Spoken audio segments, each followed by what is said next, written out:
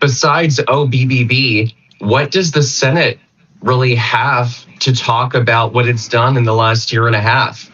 We haven't gotten recess appointments. We haven't gotten forth any of President Trump's landmark policies that he campaigned on in the 2024 election.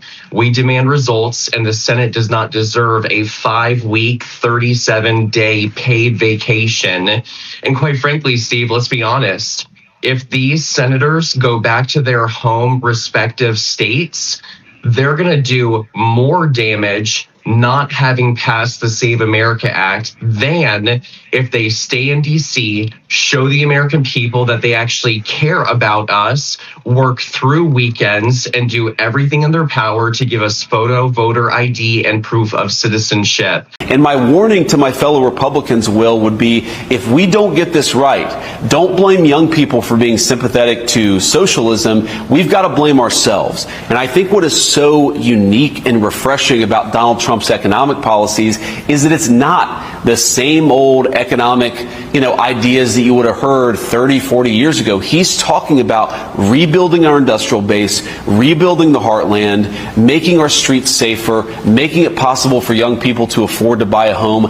This is how you stop socialism. You don't stop socialism by throwing slogans at people about the free market. As much as I love the free market, you stop socialism by making people's lives. Hello there, my friends. Welcome back. Pull up a chair and make yourself comfortable. Before we dive into today's story, if you love this great country of ours as much as I do, please take a quick second to like this video, share it with your friends and family, and hit that subscribe button. It helps us keep bringing these important, heartwarming stories to patriots all across America. All right, let us get right to it. Well, if you're all in the same precinct, yes, and you are already registered, which looks like you are, then you can vouch for them as ID for them. Oh, good. She says to me, I says they do not need ID. She says, you are the ID. He is the ID. See, I am the ID. And no ID needed. I just vouch for them. Well, you're the ID. I am the ID. It's good. How many people may I vouch for?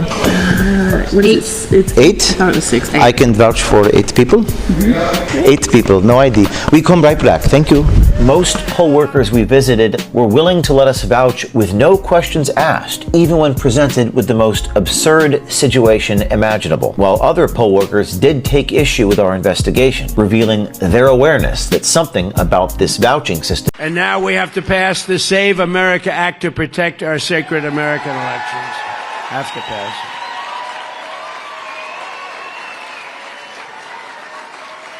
Hard to believe, right? Hard to believe that we even have to fight for this. We have to fight for everything. Nothing comes easy. Nothing. All voters must show photo ID. Not so bad, right? All voters must provide proof of citizenship. Is that so hard? And you're fighting the Democrats and a few Republicans who are doing a tremendous disservice to this country. We have a few Republicans that are fighting it. Lisa Murkowski of Alaska. You should call her and tell her to get on the ball. She'll never win another election, I can tell you. She's got to vote. It's called the Save America Act. It's voter ID, ideally photo ID, right? So you can look and you can say, oh, that person's okay. Or, for lots of reasons, that person is not the same person. We want proof of citizenship. And we want no mail-in ballots except for illness, disability, and military deployment or travel. We'll be very judicious. Look what's happening in California, where the ballots still aren't in. They're still not. Can you believe it? Weeks afterwards. You know what's happening? They're cheating. We passed it 3 times in the House, the SAVE Act twice, last Congress, this Congress, and now the Save America Act. All we're talking about is proof of citizenship to register to vote and a photo ID when you do that. It's a 90-10 issue in the country. 70% of Democrats think that that is a reasonable restriction on voting, and yet he cannot get Democrats in the Senate to go along with it. But why is that? Why? Why do you think it's happening? Well, you know my theory. It's because they count on cheating. They count on illegals voting. They count on people coming in who are not supposed to vote in our elections. It's quite clear. Why else would Chuck Schumer and the Democrats oppose a measure that is so wildly popular with the people and such a measure of common sense? Hey everybody, Tim Burchett. I'm here in the Capitol Rotunda, and I'm a little ticked off. I'm ticked off at the Senate leadership, how them and the Democrats have decided to thwart the agenda of our president, going home for 2 weeks, not addressing the Save America Act, which is of the utmost importance. We need to get that in. The House has a bill to fund DHS. Of course, we'll secure the border and pay our TSA agents and fund the men and women who work to protect American citizens. And the Democrats and the Senate leadership have, it's clear that they just want to derail the Trump agenda, and that's all they're up to. And until we get back here and get back to work, that's not going to change. And it's pretty pathetic to go home at 2 o'clock in the morning, or vote at 2 o'clock in the morning, and kind of leave, well, not kind of, but really do leave the taxpayers high and dry of this great country. And I don't blame the rank and file members. They have no say-so in it. This is clearly a deal that's cut. Our Speaker of the House didn't even know. They didn't have the courtesy of making a phone call over there. So it's clear that they don't want us in the majority. They want the status quo to continue. They apparently want to open the borders and continue not funding our TSA, because that's the way their votes have shown. So we'll keep fighting. We're still here. Thank y'all for sending me here. Folks, gather around for a moment, because what we are witnessing in Washington right now is pure American fire. It is the kind of moment that makes your heart swell with pride and reminds every hard-working family out there why we fight so hard for this great country. President Donald J. Trump, our 45th and 47th president, is a man who never backs down. He is a leader who puts America first every single day. And right now, he is once again showing the whole world what real strength looks like. Right in the middle of it all stands an ongoing, deeply important battle over something called the Save America Act. Now, if you are wondering what that is, it is very simple. Think about playing your favorite game with your friends. You want the rules to be fair, right? You want to know that everyone is playing honest and square. That is what this bill does for our voting. It locks down our elections with voter ID, asks for proof of citizenship, and puts an end to the chaos of unchecked mail-in ballots that so many everyday folks have worried about for years. Let us paint a picture of what has been unfolding inside those grand marble halls of the Capitol today. It has not been some quiet, polite disagreement over these past few weeks, especially as the summer heated up and stretched into early August. President Trump has been crystal clear. The American people deserve completely secure elections. He has stood as firm as an oak tree, telling the Senate that the Save America Act is not just another boring piece of paper. It is a mighty shield. It is a shield that protects the voice of every truck driver working long hours in Ohio. It protects every farmer working the fields in Iowa. It protects every mom and dad in Pennsylvania who works 2 jobs to feed their kids, but still believes their one vote should count one time and one time only. President Trump has called it out loud and proud. He is pushing for action right now, refusing to let the calendar or old Washington habits get in the way of what is right. This is not about personal drama, my friends. This is about the very soul of our republic. President Trump has always understood something so beautifully simple that a 10-year-old can easily grasp it. If you do not protect the ballot box, you do not protect freedom.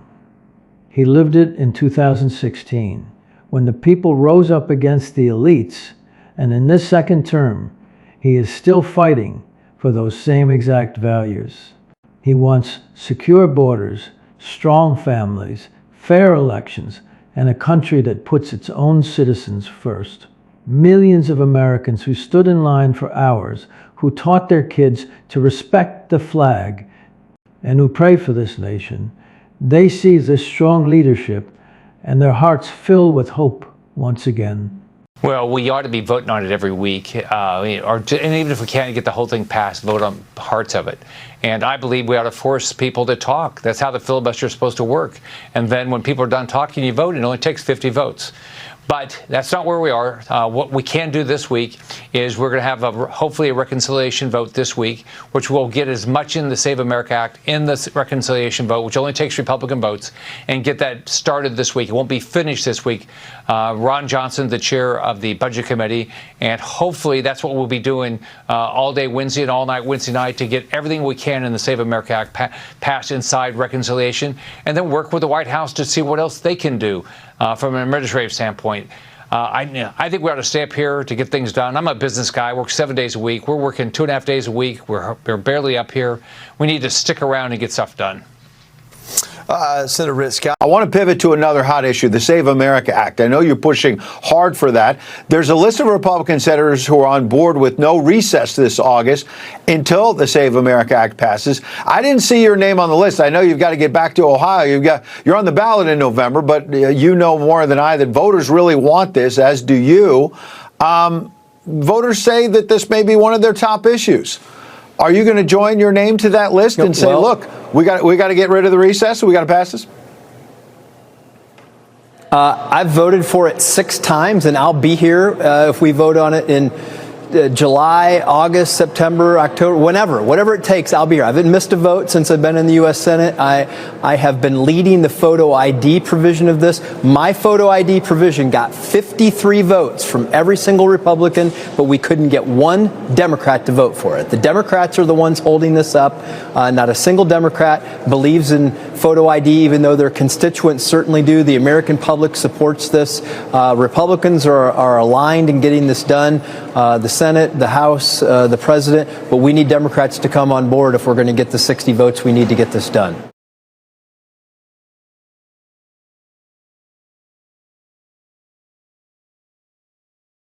I would say more than half of your states have serious election problems. That's why we want to have voter ID. That's why we want to have, let's say, I think citizenship is very important. You have to prove your citizenship. In order to vote, you have to you have to show citizenship. I also think mail-in ballots, the concept of mail-in ballots, it's immediately corrupt. Jimmy Carter, the best thing he ever did, I didn't think he was a very good president, but he had a commission, and his commission came out to the conclusion you cannot have mail-in ballots. People will cheat, and we have to get rid of mail-in ballots. Right, and the best thing I can do is set my example. And I think all of us need to wake up every morning, look in the mirror and say, what are we doing? What am I doing specifically today to make this country a better country, to make all of our immigrants feel more welcome? That's what we've always had. And I think if more of us would do that, it would matter less what individuals said. Right. But as you know, he's not just an individual. He's the president of the United States, calling an entire community garbage. So almost 20 GOP senators who have pledged to stay in D.C. to pass the Save America Act. So what's your message to the rest of the senators who are still on their summer recess? I think there's nothing more important than the Save America Act. I think they should stay. They do what they want, but I think they should stay. I think it's so important to get it passed. Yeah. As we continue our story right here, right now, let us look at the brave men and women who are standing tall alongside the president. Senate Majority Leader John Thune has found himself right in the thick of this mighty push. Over these last few days, there have been important meetings behind closed doors where the passion for our country was burning bright. 5 brave conservative senators, strong voices, who stand perfectly shoulder to shoulder with the president, have pressed hard for real results. They asked the tough but necessary questions. They wanted to know why this vital bill keeps getting delayed and why the clear path forward feels blocked by the same old Washington rules that have slowed things down for far too long. In one of those very serious meetings just recently, the sheer dedication of these patriots reached a turning point. They spoke with one unified voice, demanding honesty and security for our elections. Facing the full, peaceful force of that unified demand, Senator Thune realized that the usual ways of doing business simply were not going to work anymore. The ground was shifting under his feet. The establishment grip that used to feel so tight and heavy was starting to slip away. Realizing the conference was moving in a brand new direction, he walked out of that room, leaving the meeting behind. It was a powerful, visible sign that the old system could no longer hold back the tide of truth. Real patriots, backed by the president himself, refused to accept delay as the final answer. This beautiful shift in power is a massive win for the folks back home. Think about the immediate, heartwarming impact this has on everyday people all across our beautiful land. Picture a hard-working factory worker in Michigan who has watched his beloved community struggle under shaky rules. He hears the president demanding action. He sees these brave senators standing up, and he knows someone in Washington finally has his back. Or think of the young mother down in Florida who works the night shift just so her kids can have a better, brighter future. She wants to know that when she casts her vote, the system is perfectly clean and absolutely fair. President Trump's bold stand gives her that deep, comforting confidence. Families all across the heartland are talking about it around their kitchen tables tonight. They are saying, this is exactly why we elected him. He does not play those silly Washington games. He plays for us. He speaks plain and tells the absolute truth. Every time the old establishment tries to push back, the American people push harder. And Trump continues to proudly lead the charge. Supporters across the country are speaking right from the heart. As one proud veteran in Texas put it simply, when our leaders stand up for the Save America Act, they are standing up for our grandkids' future. A small business owner in Wisconsin shared that we need leaders who put our country over their own comfort, and they see Trump doing that every single day. These are not fancy speeches written by politicians. They are the real voices of America.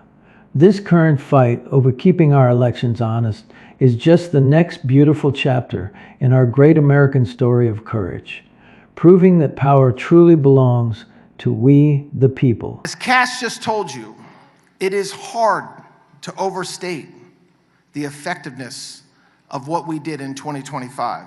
The first year of this administration, we saw the largest decrease in violent crimes in 100 years. And what that shows you, it shows you what happens when you have a leader, when you have President Trump empowering all of us, empowering me, empowering federal law enforcement to partner with our state and local cops, sheriffs, everybody. It happens when you back the blue every step of the way. My administration, in my Department of Justice, if anybody touches a federal law enforcement officer in any way inappropriate, we will prosecute them to the fullest extent of the law.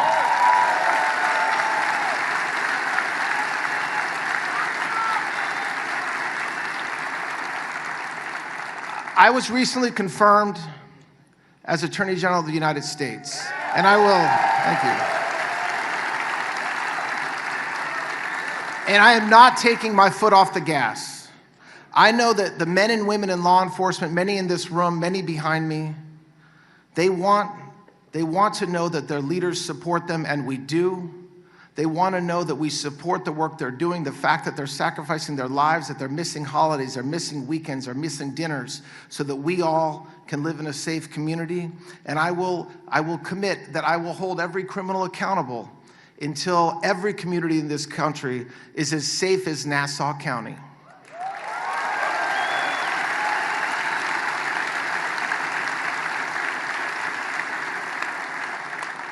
So I am the last speaker before the main event, President Trump.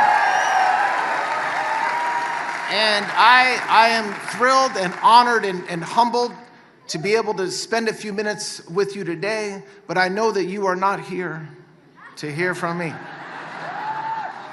And so I will end by saying, first of all, thank you. If you are a member of law enforcement like you guys, thank you. If you have a loved one, if you have a brother, if you have a sister, a parent, a son, a friend who's a cop, the next time you see them, tell them thank you on my behalf, because it is truly an honor to lead the Department of Justice, but I know that the work that I do is really nothing compared to the men and women in law enforcement do every day. So I want to thank you guys for being here today. I want to thank President Trump for his leadership, and I want to tell you, God bless America, God bless the blue, and God bless everybody in this room. Thank you very much. Thank you. Very similar to 6 years ago when Ted Cruz pulled it out, but it was close. Midterms tend to be not as good for the party in power. And at this point, because I had a 3-month runoff, I've had to raise money 3 months later. So we're a little behind on the TV. He's gotten on TV and been able to talk about being a moderate Democrat, which is not accurate. He's a socialist Democrat. He just can't win that way. So I think once we expose him for who he really is, the radical leftist views that he has, I think there's no way that Texas is going to elect him. So, Attorney General, your opponent, James Tallarico, making headlines as of late, accused of voting in 5 elections using his parents' address after buying his own home nearby. Here's what he had to say. This is Ken Paxton's playbook. It is not rooted in fact. So are you saying that you did not use your parents' address in those 5 elections? I'm saying I followed all of our election laws in Texas and did not commit voter fraud. No, I'm assuming you're aware of this. Are you looking into these claims?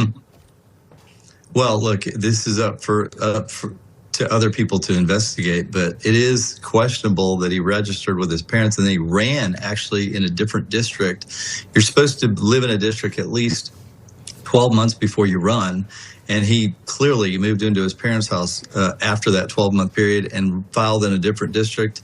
And then also, as has been suggested, voted there when he was likely living somewhere else.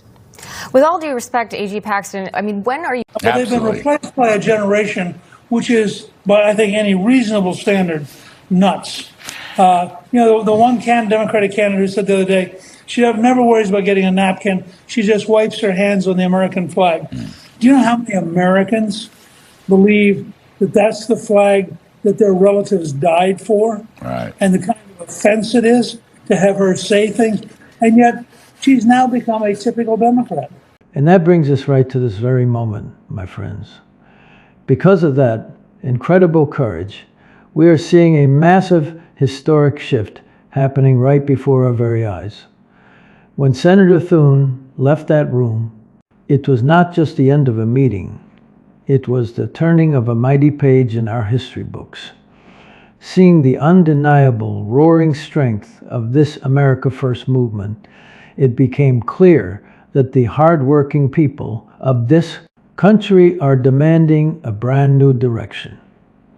Instead of bitter fights, what we are witnessing is the old ways of Washington finally stepping aside. The leadership is shifting, yielding to those who truly want to protect our elections. This is what it looks like when the establishment recognizes the mighty, peaceful voice of the voters. This ongoing fight over the Save America Act is so vital because the midterms are approaching fast, and the stakes could not be more real. Secure elections are not just some fancy luxury. They are the very foundation of our House. Without a strong foundation, everything else we hold dear. Safe streets, strong borders, good jobs, and the freedom to speak our minds rests on shaky ground. President Trump knows this deep in his heart. The brave conservative warriors standing right beside him know it. And you and I feel it in our very bones. Every single time the president pushes harder. Every time he kindly but firmly refuses to accept another delay. He is defending the beating heart of this wonderful nation. Look at the beautiful, broader picture we are painting together today. From tax cuts that put hard-earned money back into your pockets, to immigration measures that put American families first, President Trump's agenda has always delivered real results.